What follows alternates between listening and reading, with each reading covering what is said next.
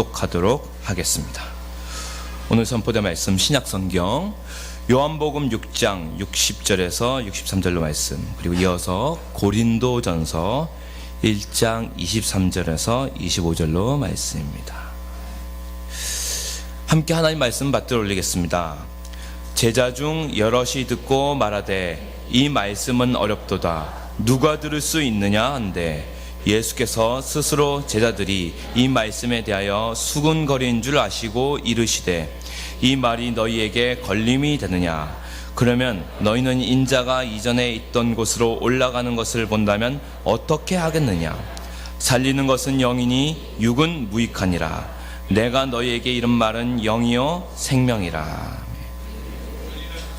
우리는 십자가에 못 박힌 그리스도를 전하니 유대인에게는 거리끼는 것이요 이방인에게는 미련한 것이로되 오직 부르심을 받은 자들에게는 유대인이나 헬라인이나 그리스도는 하나님의 능력이요 하나님의 지혜니라. 하나님의 어리석음이 사람보다 지혜롭고 하나님의 약하심이 사람보다 강하니라. 아멘. 자리에 착석해 주십시오. 스캔들을 뛰어넘어 스캔들로 라는 제목으로 하나님 말씀 선포가 있겠습니다.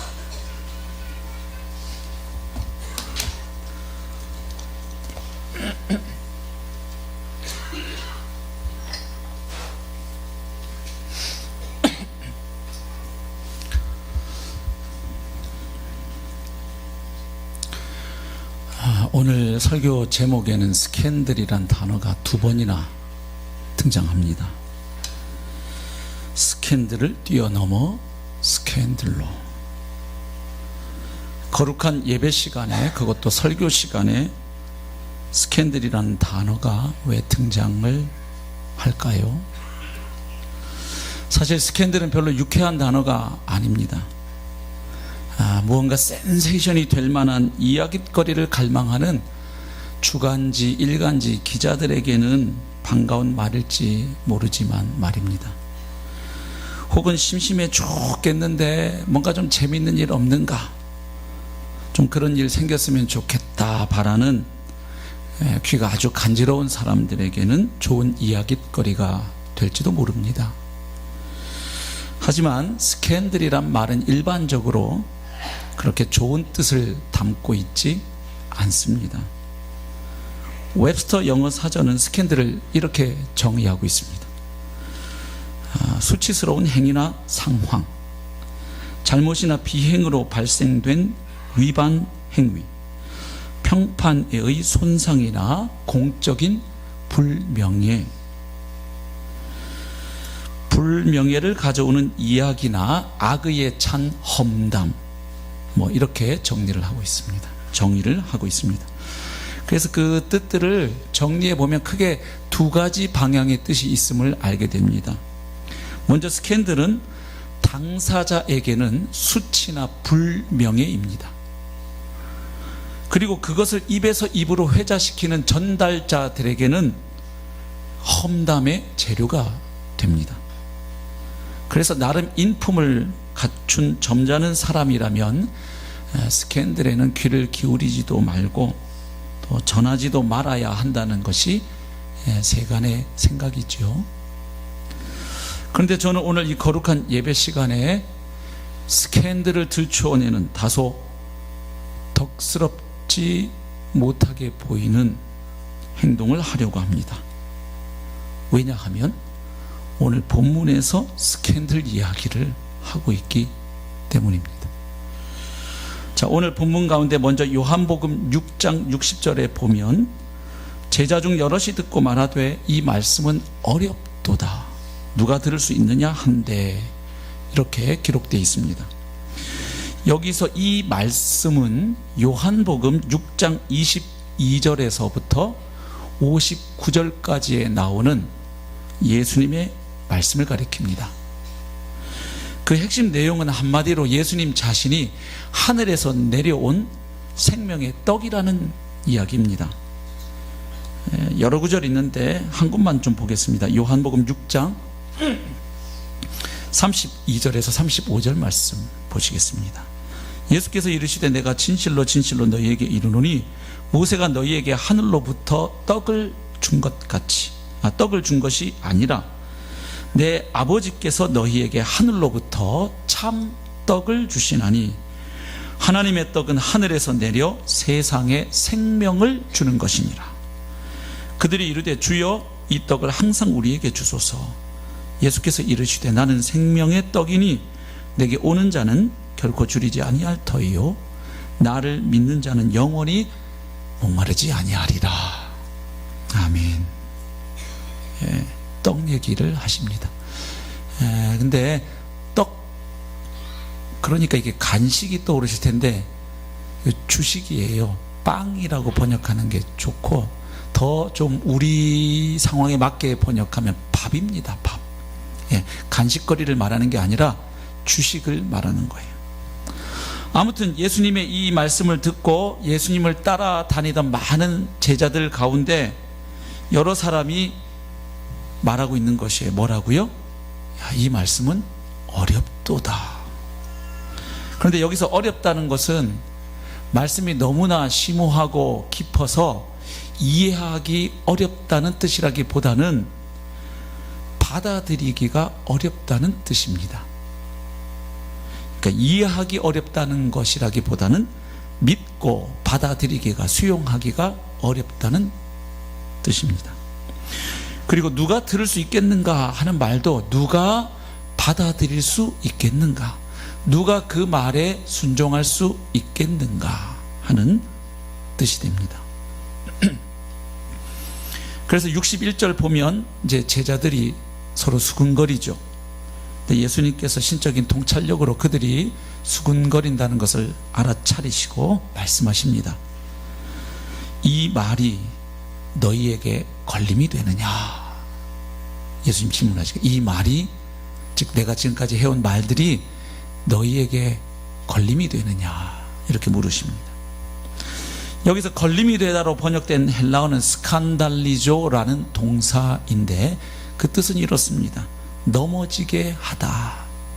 잘 가던 사람을 넘어지게 만들다 하는 뜻을 가지고 있습니다. 영어 단어 스캔들이 바로 이 단어에서 유래한 것이죠. 그러니까 예수님은 지금 수군거리는 제자들에게 이렇게 묻고 계신 것입니다. 내 말이 너희를 넘어지게 하느냐? 이렇게 묻고 계신 것입니다. 그런데 실제로 66절 보면 예수님 하신 말씀이 여러 사람들에게 스캔들이 되었다는 것을 알 수 있어요. 66절 한번 보십시오.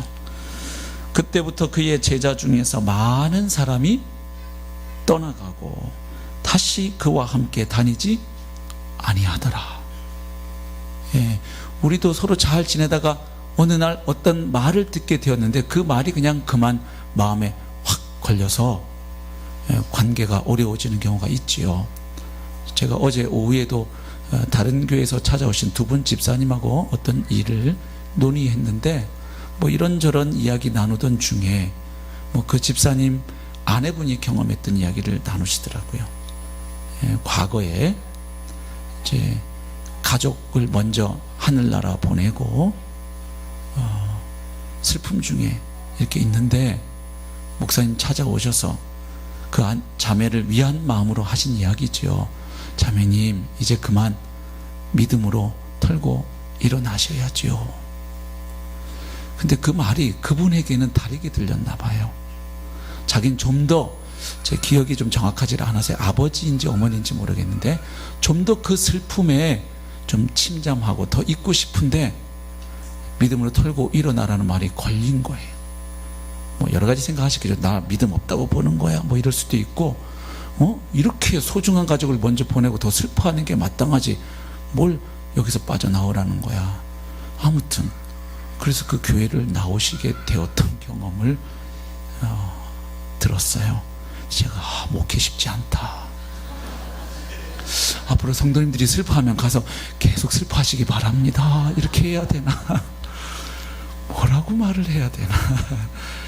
예, 상황 따라 다르겠지요. 그분이 처해 있는 상황마다 또 그분의 성향 따라 다를 것입니다. 여기 지금 예수님 이 말씀하신 것 때문에 예수님 잘 따라다니던 사람들이었는데 그날부로 예수님 곁을 떠나갔습니다. 그날 그 말씀이 그들에게는 걸려 넘어지게 하는 스캔들이 된 것이죠. 근데 대체 왜 예수님의 말씀이 그 사람들에게 스캔들이 되었을까요? 우선 우리가 다른 사람 말에 걸림이 되는 이유가 뭔지를 생각해 볼 필요가 있죠. 여러분, 어떤 경우에 다른 사람 말이 마음에 탁 걸리게 됩니까? 대략 이런 경우일 것입니다. 상대방이 나 자신이 생각하는 것과 다른 말을 할 때, 즉 나 자신이 기대했던 것과 다른 말을 할 때 그 말이 걸리죠. 혹은 상대방이 그런 말 할 사람이 아닌데 내가 보기에 도저히 상식적으로 말이 되지 않는 소리, 납득할 수 없는 소리를 할 때 또 그 말이 마음에 걸릴 수 있지요. 자, 당시 예수님을 따라다닌 사람들에게도 각자 나름의 기대가 있었습니다. 즉 그분을 통해서 무엇인가 얻고자 하는 것이 있었다는 이야기입니다. 그런데 예수님께서 그들의 기대를 완전히 저버리신 거예요. 그래서 예수님 말씀이 그들에게 걸리는 거죠. 우선 어떤 사람들은 예수님을 정치적이고 군사적인 지도자로, 메시아로 기대했습니다. 6장 14절 이하 봅니다. 그 사람들이 예수께서 행하신 이 표적을 보고 말하되 이는 참으로 세상에 오실 그 선지자라 하더라. 그러므로 예수께서 그들이 와서 자기를 억지로 붙들어 임금으로 삼으려는 줄 아시고 다시 혼자 산으로 떠나가시니라. 자, 여기 예수께서 행하신 이 표적을 보고 말하되 할 때 이 표적은 오병이어의 기적입니다. 예수님이 보리떡 5개와 물고기 2마리로 5,000명이 넘는 사람들을 먹이시고 12바구니나 남게 된 그 기적 이후에 있었던 일입니다. 그 사람들이 그걸 보고 예수님에 대해서 생각하기를, 야, 이분은 세상에 오실 바로 그 선지자다, 이렇게 생각하고 예수님을 왕으로 삼으려 했다는 이야기죠. 자, 여기서 말하는 세상에 오시기로 된 예언자는 신명기 18장 15절에서 19절에 나와 있는 말세에 나타날 모세와 같은 선지자를 의미합니다. 즉 모세가 이집트에서 노예 생활하던 이스라엘 백성들을 해방시키고 출애굽시켰던 것처럼 이제 예수님도 로마의 압제로부터 해방시켜줄 그런 사람으로 기대되어진 것이죠. 당시 유대인들은 로마 제국의 압제 하에서 주권을 잃어버리고 온갖 박해와 또 착취에 시달리고 있었습니다. 그래서 그들은 빌라도와 로마 세력을 몰아낼 강력한 정치적이고 군사적인 지도자 혹은 메시아를 갈망하고 있었던 상황이죠. 그런데 지금 그런 상황에서 마침 예수님의 오병이어의 기적을 목도하게 된 것입니다. 그래서 이분이야말로 압제의 사슬에서 우리를 해방시켜줄 참된 메시아일 수 있겠다 하는 기대를 품게 된 겁니다. 그래서 예수님을 왕 삼으려고 했는데 예수님은 그것을 거부하시고 혼자 산으로 떠나가신 거죠. 물론 그 이유를 잘 아시죠? 예수님은 이스라엘 민족 하나만을 위해서 이 땅에 오신 메시아가 아니었기 때문입니다. 그리고 예수님은 단지 빵의 문제, 단지 정치적인 이슈를 해결하기 위해서 오신 메시아가 아니고 온 인류의 공통적이고 근본적인 죄와 근본적인 문제인 죄와 죽음의 문제를 해결하기 위해 오신 메시아였기 때문이죠. 아무튼 예수님이 피하십니다. 그래서 그 앞에 6장 본문 읽어보시면 이 사람들이 또 예수님 가신 곳을 알아내어서 쫓아왔습니다. 그런데 이렇게 예수님 좋다고 따라오는 사람들에게 쭉 하신 말씀을 읽어보시면 별로 기분 좋은 이야기가 아닙니다. 그들 입장에서 본다면 재수없는 이야기를 자꾸 하시는 거예요. 자기가 생명의 떡이다, 니네가 나를 먹어야 산다, 너희한테 줄 떡은 내 살과 피다, 피를 먹어야 산다, 자기들을 식인종으로 보는 것도 아니고 뭐에 막 살을 먹어라, 피를 먹어라, 이 지존파를 만들려고 하는 겁니까? 예수님 제자들을? 그러니까 예수님 말씀이 걸리는 거죠. 또 어떤 사람들은 예수님을 자신들의 물질적 경제적 필요를 채워줄 수 있는 그런 존재로 기대했습니다. 26절 말씀 한번 보시죠. 예수께서 대답하여 이르시되, 그러니까 예수님을 쫓아온 사람들에게 하시는 말씀이죠. 내가 진실로 진실로 너희에게 이르노니 너희가 나를 찾는 것은 표적을 본 까닭이 아니요. 그러니까 오병이어의 표적을 보고 그 표적을 행하신 예수가 누구이신지를 깨닫고 그 예수님께 나온 게 아니라는 거예요. 표적을 보고 깨달은 게 아니고 그저 떡을 먹고 배부른 까닭이로다.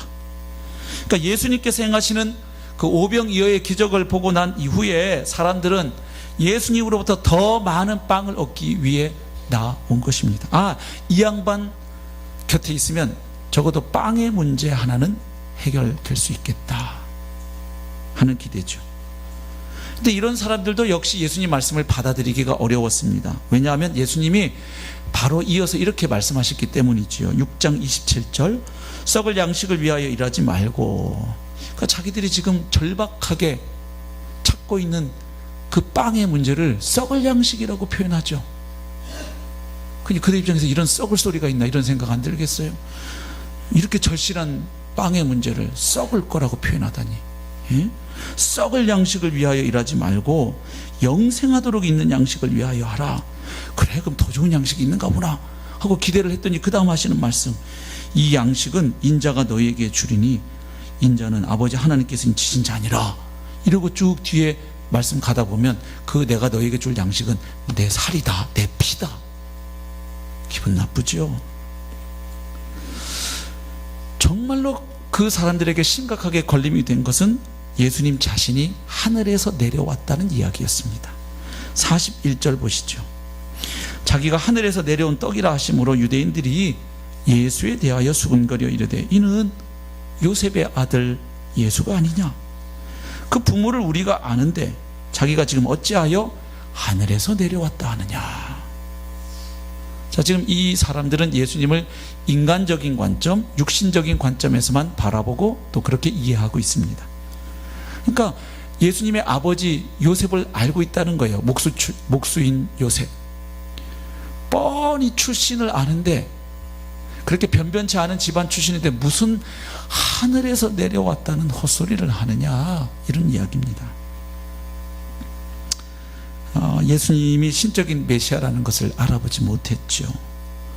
자기들 눈앞에서 펼쳐지는 예수님의 표적을 보았음에도 불구하고 그 표적이 의미하는 바는, 그 표적이 나타내고 있는 그 뜻은 알아차리지 못했던 것입니다. 그래서 그들은 예수님이 성육신하신 하나님이신 줄 알아보지 못했습니다.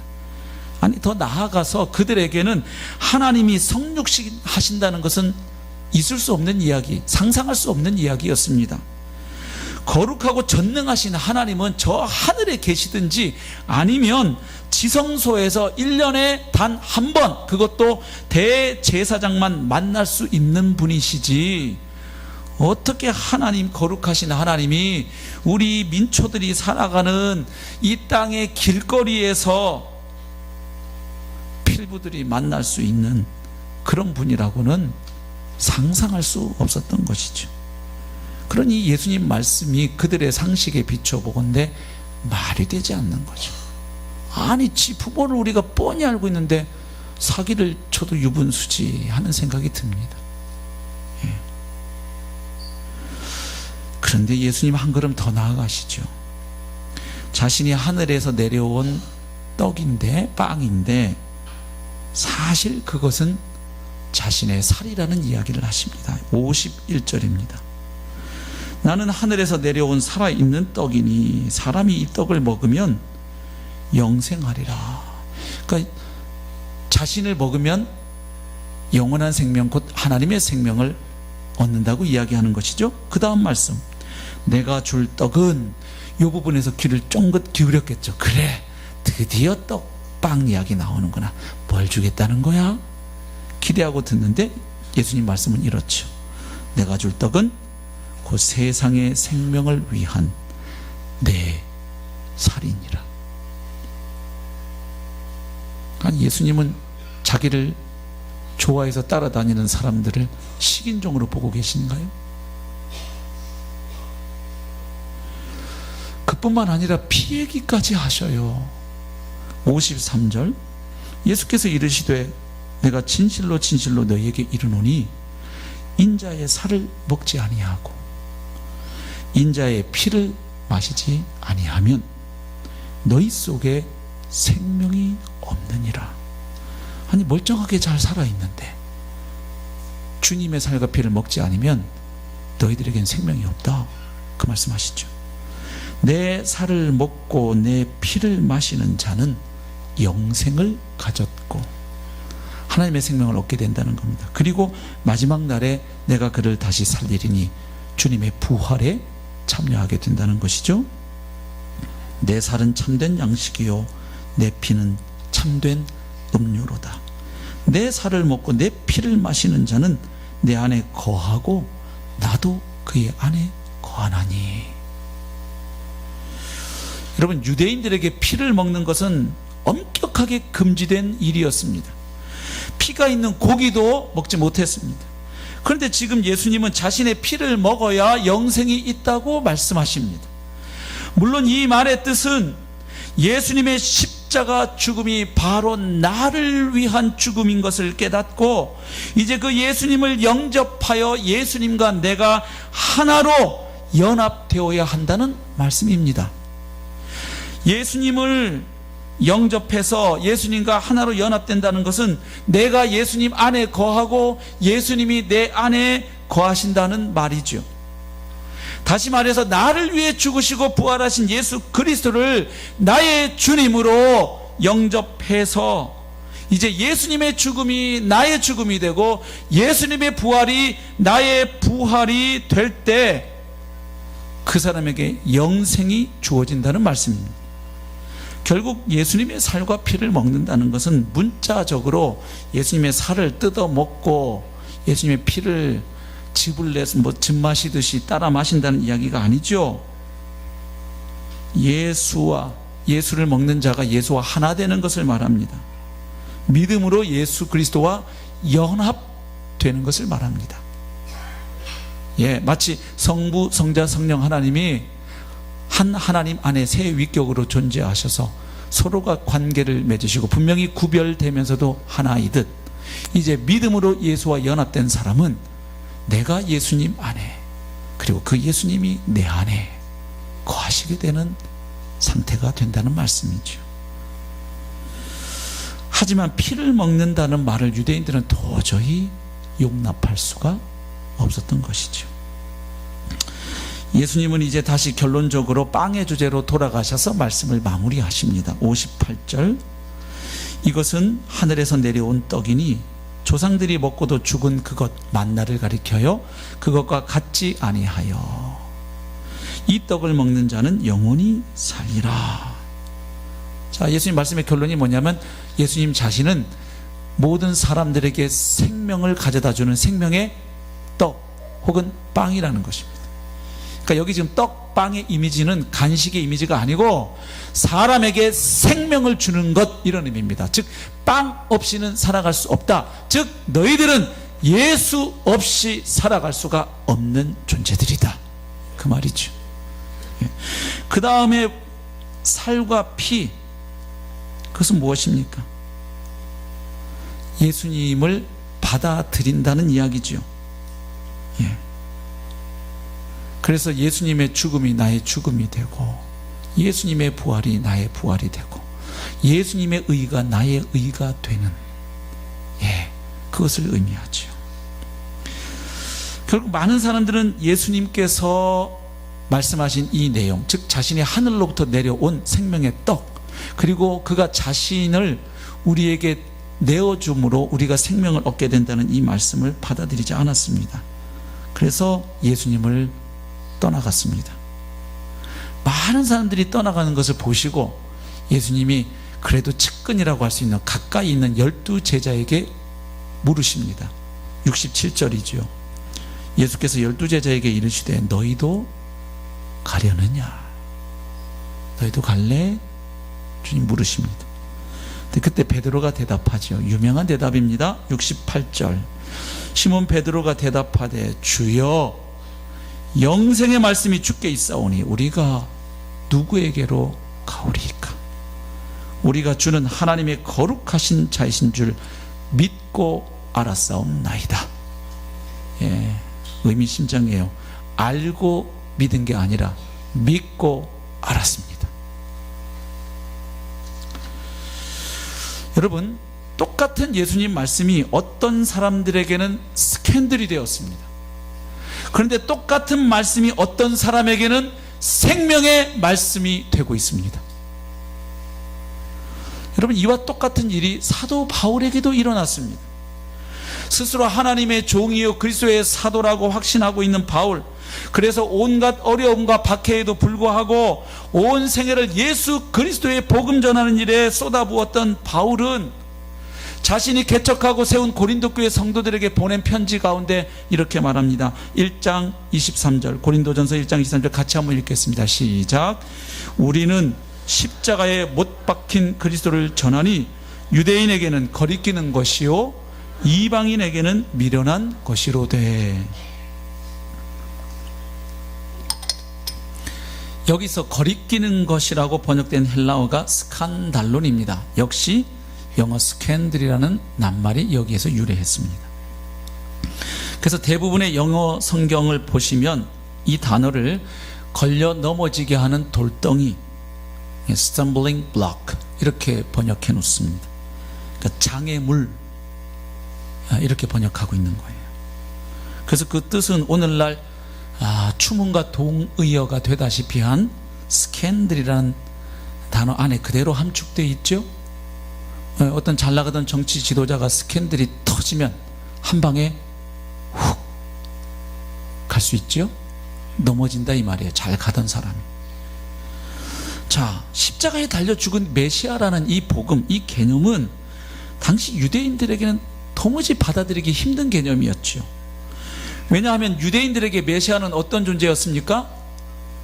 메시아는 구원, 승리, 영광, 능력을 상징하는 존재입니다. 반면에 십자가는 신명기 21장 23절 말씀에 의거해서 저주와 수치, 패배, 절망을 상징하는 것이었어요. 그런데 지금 바울이 전하는 복음의 핵심은 십자가에 못 박힌 그리스도, 십자가에 못 박혀 죽은 메시아였거든요. 이게 말이 되냐고요. 그들의 눈으로 볼 때 뜨거운 얼음 말 되나요? 십자가에 못 박힌 그리스도, 이 말이 유대인들에게 그렇게 다가오는 거예요. 예. 이것은 그레코 로만 세계의 이방인들에게도 크게 다를 바 없었습니다. 끔찍한 흉악범이나 정치범들을 처형하는 십자가 형틀에 달려서 최후를 맞이한 한 청년이 알고 봤더니 온 인류를 구원하러 온 구원자였다. 이거는 믿기 어려운 이야기죠. 이방인들에게 바울이 메시아를 설명할 때 쉽지 않았겠다는 생각을 해봐요. 메시아는 기름 부음을 받은 자거든요. 유대인들은 알죠. 하나님이 자신의 일을 위해서 어떤 사람을 세울 때 기름 부어서 세웠잖아요. 근데 이방인들에게 기름을 쫙 부은 사람, 그럼 어떤 이미지가 다가올까요? 우리가 너무 익숙해서 그렇지 처음 듣는 사람 입장에서 보시면 참기름집 아들인가? 기름을 들이부었나? 그거 메시아라는 개념 설명하기도 쉽지 않죠. 근데 더 놀라운 이야기는 그렇게 죽었는데 살아났다는 거예요. 죽은 사람이 살아났다는 이야기도 참 황당한데, 그 사람이 살아나서 온 우주의 주, 곧 왕이 되셨다는 이야기예요. 로마 황제가 시퍼렇게 살아있는데 무슨 또 다른 왕이 또 나타났다 이 말이에요. 그래서 미련하다고 표현하고 있죠. 고린도전서 1장 23절 보면 이방인들에게 이 십자가의 복음은 미련한 것이다. 근데 여기 점잖게 번역을 해놨는데 이게 헬라어 모리아라는 단어로 이제 번역을 했거든요. 근데 이 모리아라는 헬라어 단어에서 영어 단어 모론이 나왔어요. 예. 이 단어는 오늘날 상대방을 비하하고 욕할 때, 아주 모욕을 줄 때 욕으로 사용하는 말입니다. 그러니까 유대인들에게 뿐 아니라 이방인들에게도 십자가의 복음은 쉽게 받아들일 수 있는 내용의 메시지가 아니었다는 거예요. 저 저항감을 불러일으키는 소식이었다는 겁니다. 그래서 복음은 듣는 사람들에게 저항 없이 그저 쉽게 받아들여지고 수용될 만한 성격의 소식이 아니라는 것입니다. 그래서 복음은 사람들에게 스캔들, 곧 장애물이 될 수 있는 것입니다. 그런데 바울은 이렇게 사람들에게 어처구니 없는 헛소리같이 보이는 이 복음, 그래서 스캔들이 될 수밖에 없는 이 복음이 사실은 하나님의 지혜가 꼭꼭 숨겨져 있는 신통한 소식이라는 것을 알게 됐죠. 그리고 하나님의 강한 능력의 표출이라는 사실을 알게 되었죠. 그래서 고린도전서 1장 18절에서 선언합니다. 같이 읽겠습니다. 시작. 십자가의 도가 멸망하는 자들에게는 미련한 것이요 구원을 받는 우리에게는 하나님의 능력이라. 아멘. 24절. 오직 부르심을 받은 자들에게는 유대인이나 헬라인이나 그리스도는 하나님의 능력이요 하나님의 지혜니라. 그래서 복음은 스캔들이 되었지만 그 스캔들은 다시 하나님의 지혜가 된다는 이야기입니다. 성령의 역사로 말미암아 마음이 열리고 눈이 열린 사람에게는 스캔들과 같았던 그 복음이 사실은 무릎을 탁 치며 감탄할 수밖에 없는 구원의 복음이요 하나님의 지혜인 것입니다. 결국 복음이 스캔들이 되는 이유는 내가 생각하고 기대하는 예수와 성서가 증언하는 예수 그리스도가 다르기 때문이에요. 내가 원하는 복과 하나님이 예수 안에서 주고자 하시는 복이 다르기 때문이에요. 성서가 증언하는 예수가 아닌 내가 원하는 예수를 설정하고 찾고 기대하기 때문이죠. 또 한 가지 이유는 사탄이 복음 전해질 때 그 복음을 깨닫지 못하도록 방해하기 때문입니다. 고린도후서 4장 4절 보십시오. 그 중에 이 세상의 신이 마귀를 가리키죠. 믿지 아니하는 자들의 마음을 어떻게 한다? 혼미하게 하여 그리스도의 영광의 복음의 광채가 미치지 못하게 하매니 그리스도는 하나님의 형상이니라. 여러분 한번 보세요. 희한합니다. 이 복음 들을 수 있는 자리에 가려고 하면 방해가 유독 많아요. 이 복음반 등록하려면 그렇게 마음이 어렵죠. 또 자꾸 무슨 일이 생기죠. 그래서 일단 마귀의 전략 1단계는 복음 못 듣게 하는 겁니다. 그 다음 그런데 실패했어요. 이 사람이 어떻게 복음반 들어오고 아니면 구령 상담을 하거나 어떤 집회, 예배, 부흥에 참석해서 복음을 듣게 되면 제 2단계 전략은 뭡니까? 복음을 못 깨닫게 하는 것입니다. 그래서 일단 졸게 만듭니다. 물론 제가 존다고 다 지금 마귀의 이렇게 제가 그렇게 생각하진 않아요. 밤새도록 일하시고 예배드리러 나오셨구나. 저는 이렇게 생각합니다. 걱정 마세요. 그러나 밤에 8시간 잘 자고 나왔는데 다른데 텔레비 볼 때 안 졸리고 컴퓨터 게임할 때는 안 졸리는데 유독 복음 이야기만 나오면 졸린 분들은 생각하셔야 해요. 마귀 역사일 수 있어요. 잠을 충분히 잤는데도 졸리면 못 듣게 해요. 또 그 자리에 와서도 또 듣는데 계속 마음에 의심이 일어나고 뭔 소리래, 이게 깨달아지지 않도록 역사하죠. 왜? 깨달아지면 뺏기잖아요. 자기 쫄기인데 이제 하나님 나라로 옮겨가게 되니까 자기 백성이 줄잖아요. 그래서 많은 사람들이 예수를 믿기 어려워합니다. 근데 희한하게도 어떤 사람들은 그 가운데 복음을 듣고 예수를 믿어 구원을 받습니다. 그 사람들은 그러면 도대체 어떻게 예수를 믿고 구원을 받았을까요? 왜 어떤 사람들에게는 복음이 스캔들인데 또 어떤 사람들은 그 장애물을 뛰어넘고 복음이 약속하는 그 구원을 실제로 받아 누리느냐, 이 말입니다. 예수님 말씀에서 답을 찾을 수 있습니다. 요한복음 6장 26절, 아까 본 말씀 다시 한번 봅니다. 예수께서 대답하여 이르시되 내가 진실로 진실로 너희에게 이르노니 너희가 나를 찾는 것은 표적을 본 까닭이 아니요 떡을 먹고 배 부른 까닭이로다. 그러니까 예수님은 지금 잘못된 기대를 품고 자신을 따라오는 사람들에게 말씀하고 계신 겁니다. 그들은 예수님이 행하신 표적, 특별히 그 오병이어 표적의 의미를 제대로 이해하고 따라오는 것이 아니라는 것입니다.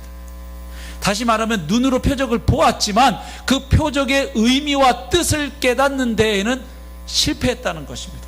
다시 말하면, 뒤집으면 이런 말이 됩니다. 예수님이 행하시는 표적을 보고 제대로 이해하면 그 예수를 믿을 수 있게 되는 것입니다.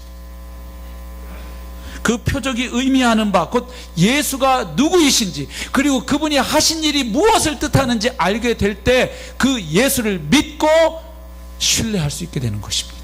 그 예수에게 내 인생을 맡길 수가 있는 것입니다. 그래서 30절 보면 그 사람들이 예수님께 질문하지요. 그들이 묻되 그러면 우리가 보고 당신을 믿도록 행하시는 표적이 무엇이니까, 하시는 일이 무엇이니까. 그래, 그러면 당신을 믿어야 영생을 얻는다고 하는데, 그러면 당신을 우리가 믿을 수 있게 만드는 결정적인 그 한 방이 뭐냐? 우리가 뭘 보고 당신을 믿느냐? 우리가 돈을 조금 빌리려고 해도 은행에서 우리가 뭘 보고 당신에게 돈을 빌려줍니까? 많은 서류를 요구하는 것입니다. 연대 보증을 요구하고요. 그게 묻는 거예요. 우리가 그럼 뭘 보고 당신 믿으라는 말이냐? 이 질문에 대해서 예수님이 그 다음 하신 말씀이 쭉 무슨 이야기입니까? 본인 죽음 이야기 아닙니까? 살과 피 이야기. 빵이 그것을 먹는 사람에게 생명을 주는 것처럼 예수님 자신이 우리 인생들에게 생명을 주는 분이라는 이야기를 하시는 거예요. 그래서 자신의 살과 피를 먹어야 된다고 말씀하시는 거예요. 십자가에 죽으신다는 이야기입니다. 그래서 예수님을 보고 믿을 수 있게 하는 참된 표적은 예수님의 죽음과 부활이라는 것입니다. 마태복음 12장 39, 40절에서도 예수님 이렇게 말씀하신 적이 있습니다. 예수께서 대답하여 이르시되 악하고 음란한 세대가 표적을 구하나 선지자 요나의 표적밖에는 없느니라. 예수님이 사람들에게 보여줄 표적은 요나의 표적밖에 없다는 거예요. 사실 많은 표적을 행하셨죠, 주님이. 그런데 희한하게 이렇게 말씀하시는 거예요. 요나가 밤낮 사흘 동안 큰 물고기 뱃속에 있었던 것 같이 인자도 밤낮 사흘 동안 땅속에 있으리라. 그러니까 요나가 3일 동안 뱃속에 물고기에 들어갔다가 3일째 되는 날 그 물고기가 요나를 토해내서 살아난 것처럼 예수님도 죽어서 땅속에 있다가 부활하시는데, 이것이 바로 자신을 메시아로 믿게 만드는 결정적인 표적이라는 것이, 그게 진짜 표적이라는 거예요. 그러니까 예수님의 죽으심과 부활 보고 예수 믿으라는 이야기를 하시는 거예요. 오늘 본문에서도 그래서 예수님은 그 죽음 이야기 다음에 부활을 언급하시죠. 58절까지는 주로 죽으심에 대한 이야기입니다. 그런데 수군거리는 제자들에게 이 말이 너에게 걸림이 되느냐 이렇게 물으신 후에 62절 보면 예수님이 이렇게 또 말씀하십니다. 그러면 너희는 인자가 이전에 있던 곳으로 올라가는 것을 본다면 어떻게 하겠느냐. 자, 이 62절을 헬라어 원문으로 읽어보면 한글 번역과 다릅니다. 헬라어 원문으로 읽어보면 이 문장이 조건문만 있는 문장이에요. 주문이 없습니다. 귀결절이 없어요. 뭐뭐뭐뭐 한다면, 그리고 뒤에 말이 없는 거예요. 점점점. 그런데 한국어 특성상 뭔가 문장을 마무리를 지어야 되니까 여기 어떻게 하겠느냐 이렇게 써놓은 겁니다. 그래서 그걸 표현하려고, 표시하려고 여러분 성경책 한번 보시면 글자가 어떻게 돼 있어요? 좀 작게 돼 있죠. 헬라어 원문에는 없는데 이렇게 넣었다, 이런 뜻이에요. 그래서 지금 62절 말씀은 두 가지로 해석이 가능하죠. 첫 번째는 만일 인자가 전에 있던 곳으로 올라가는 것을 너희가 본다면 무슨 이야기입니까? 내가 죽을 뿐만 아니라 부활해서 다시 내가 왔던 그곳 하나님 보좌 우편으로 하늘로 돌아가는 것을 승천이죠. 본다면 지금도 너희에게 걸림이 되었는데, 지금 내가 하는 이 말도 걸림이 되는데, 그것을 본다면 나에 대한 거리낌을 더욱 느끼게 되지 않겠느냐, 더 믿기 어려울 것이 아니겠느냐, 이런 의미로 해석이 가능해요. 예? 니네들이 원하는 왕이 되어줘야 되는데, 로마의 압제에서 구원해줘야 되는데, 빵을 해결해줘야 되는데, 뭐 이 양반이 그냥 어느 날 갑자기 십자가에 달려 죽더니 부활해서 했더니만 갑자기 싹 올라가 버리면, 그렇죠? 자기들의 기대하고는 전혀 다른 방향이죠. 또 한 가지 해석은 이것입니다. 너희가 그것을 본다면, 내가 죽을 뿐만 아니라 부활해서 승천하는 것을 본다면 지금은 내 말이 너희에게 걸림이 되겠지만 그때는 나에 대한 거리낌을 버리지 않겠느냐, 혹은 해결되지 않겠니? 믿게 되지 않겠니? 하는 의미로도 해석이 가능해요. 그래서 제가 볼 때 62절 말씀은 이 두 가지 해석이 모두 가능한 문장입니다. 왜냐하면 예수님의 성육신과 순환과 죽으심은 자기 비하입니다. 하나님의 아들이 하나님과 동등된 그 영광을 취할 것으로 여기지 아니하고 자기를 비워서 이 땅에 우리와 동일한 인간으로 오신 거지요. 그리고 죄인의 모습으로 죽으신 것이죠. 자기 비하입니다. 철저하게 낮아진 거예요.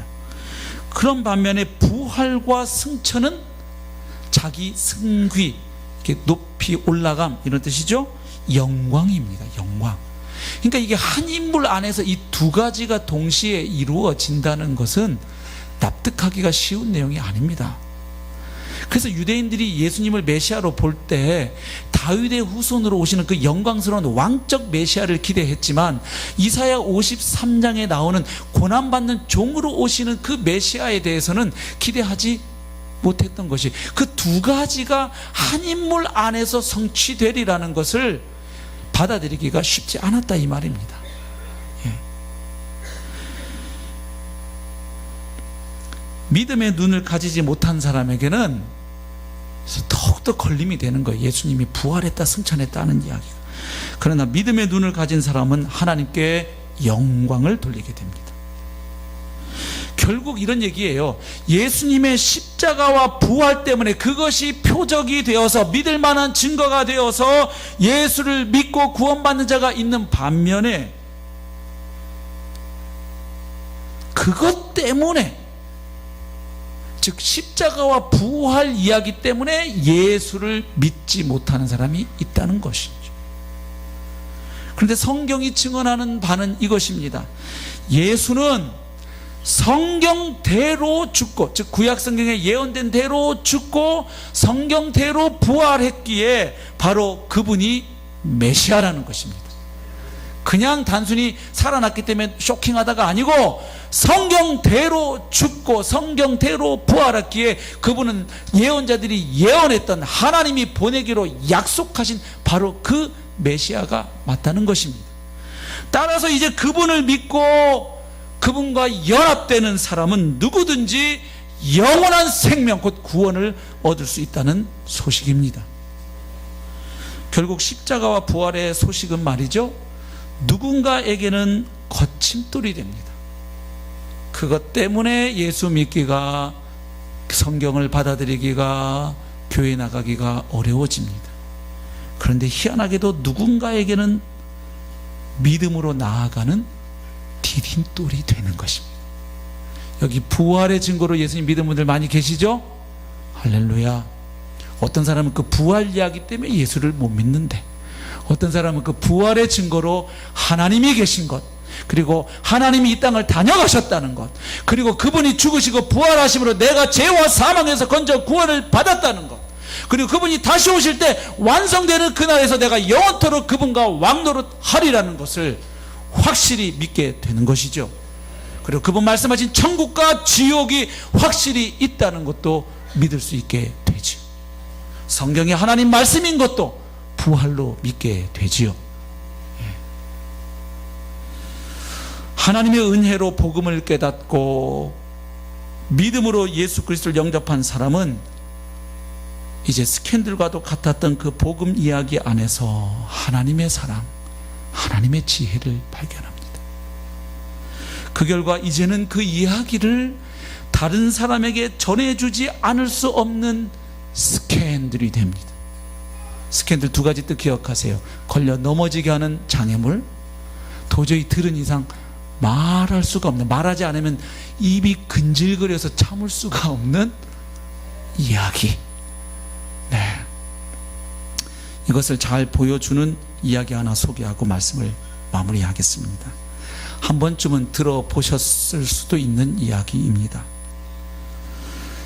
어떤 소년에게 못생긴 얼굴을 가진 어머니가 있었습니다.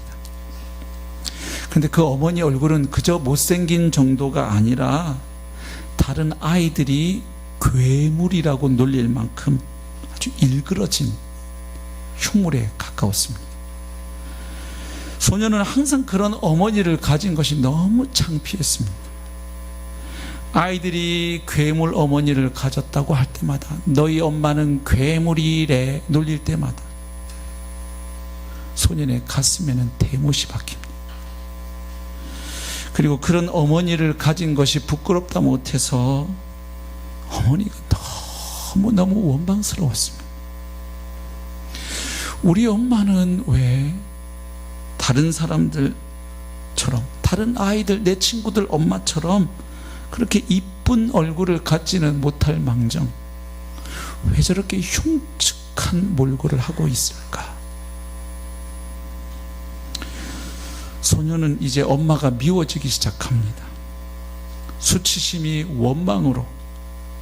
원망이 증오로 발전되어 가면서 소년은 엄마가 보기 싫어집니다. 그리고 엄마가 해주는 맛있는 음식도 먹기 싫어집니다. 그래서 점점 수척하게 말라갑니다.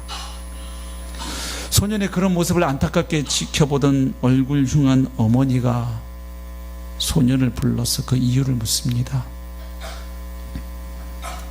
그래서 아이는 울먹거리면서 속에 쌓인 그 한스러운 고민을 원망과 함께 토해냅니다. 소년의 그 반항적인 원망을 다 듣고 난 엄마는 소년의 손을 꼭 잡습니다.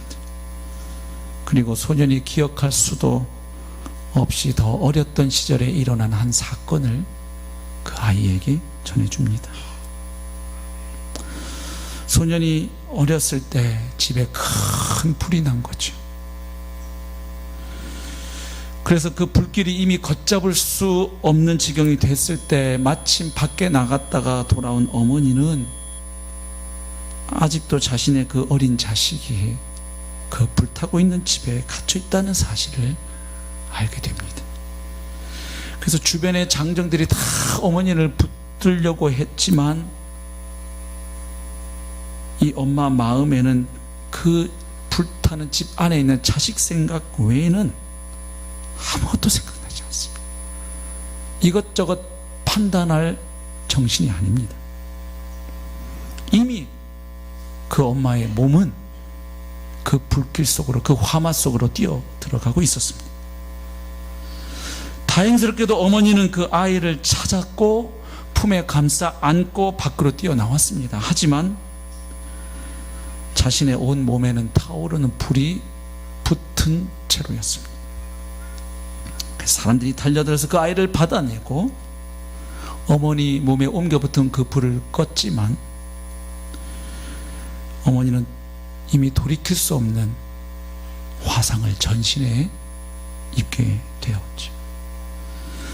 그래서 온 동네에 곱기로 소문이 자자했던 그 얼굴을 자랑하던 어머니는 그렇게 해서 그날 이후 지금과 같은 흉물이 되었던 것이죠. 이야기를 다 들은 소년이 이번에는 그 어린 시절 불 가운데를 지나던 그때처럼, 그때도 엄마 품에 안겨서 그 불길을 빠져나왔는데 지금도 그 엄마 품에 안겨서 죄책감과 감사의 눈물을 쏟아냅니다. 그런 엄마인 줄 모르고. 그러면서 하늘같이 큰 그 엄마의 자기생적인 사랑에 마음이 녹아내리죠. 그래서 엄마 품에 안긴 채로 이번에도 구덩이를 빠져나옵니다. 오해와 수치와 원망과 부끄러움의 그 불구덩이를 엄마 품에 안긴 채 빠져나오게.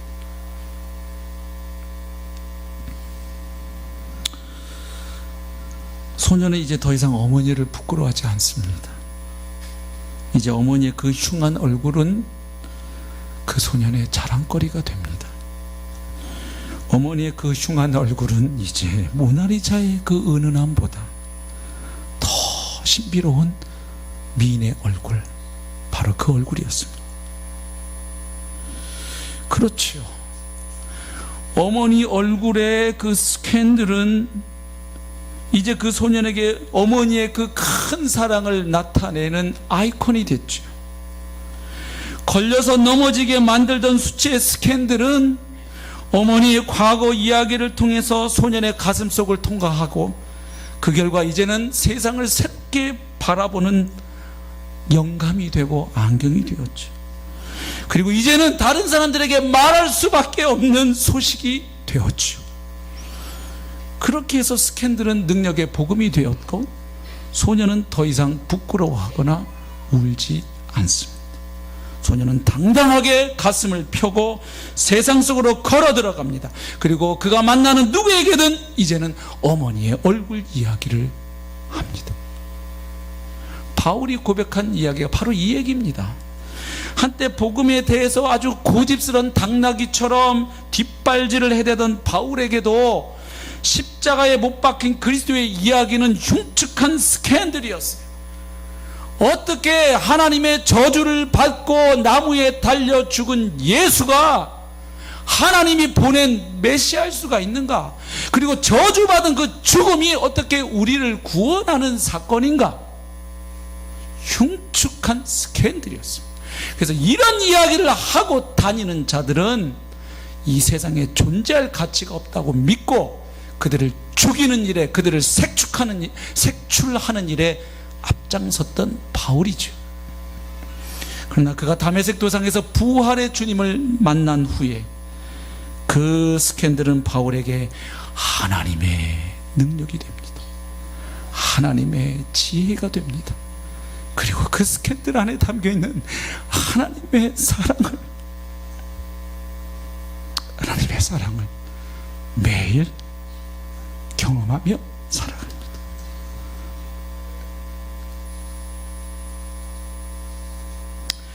그 흉물스러운 스캔들이야말로 이제는 바울이 살아가는 이유가 되었습니다. 십자가에 달린 그리스도의 스캔들은 바울이 살아갈 이유일 뿐만 아니라 그것을 위해 죽을 이유도 되었습니다. 스캔들은 그를 부끄럽게 하는 것이 아니라 이제는 담대하게 만듭니다. 그래서 그는 이제 그 스캔들 속으로 자기가 들어가고 그 스캔들 안에서 살아갑니다. 그 고백이 갈라디아서 2장 20절이에요. 내가 그리스도와 함께 십자가에 못 박혔나니 그런즉 이제는 내가 사는 것이 아니라 오직 내 안에 그리스도께서 사시는 것이라. 이제 내가 육체 가운데 사는 것은 나를 사랑하사 나를 위하여 자기 자신을 버리신 하나님의 아들을 믿는 믿음 안에서 사는 것이라. 예수님 말씀하고 똑같죠. 예수님 자신이 생명의 빵이라고 말씀하셨어요. 예수님 자신이 우리가 먹고 마실 살과 피라고 말씀하셨어요. 예수님이 빵이라는 것은 우리가 예수 없이 살 수 없다는 말이에요. 예수님이 우리 삶의 중심이 되어야 한다는 거예요. 예수님이 이제는 우리 자신의 본질과 정체성을 이루어야 된다는 거예요. 예수님의 살과 피를 어떻게 먹습니까? 매일 예수님의 죽음을 받아들여야 합니다. 예수님이 왜, 죄 없으신 예수님이 왜 죽으셔야 하는가를 매일 생각해야 합니다. 그리고 그렇게 죽으신 예수님 십자가 외에 나도 함께 달려 죽었음을 매일 고백하는 것입니다. 그리고 그 주님 부활하실 때 나도 주님 안에서 함께 부활하였음을 매일 고백하는 것입니다. 그래서 내가 예수 안에 있고 예수가 내 안에 있는 상태, 이것이 예수의 살과 피를 먹는 것입니다. 그 사람에게는 영생이 역사합니다. 그럴 때 그 사람에게는 복음이 더 이상 부끄러울 수밖에 없었던 스캔들이 아니라 이제는 전하지 않을 수 없는 스캔들이 되는 것입니다. 부디 이 복음을 누리고 전하며 사는 복음의 증인들로 한 주간도 살아가시기를 주님의 이름으로 축복합니다. 우리 함께 찬양하시겠습니다.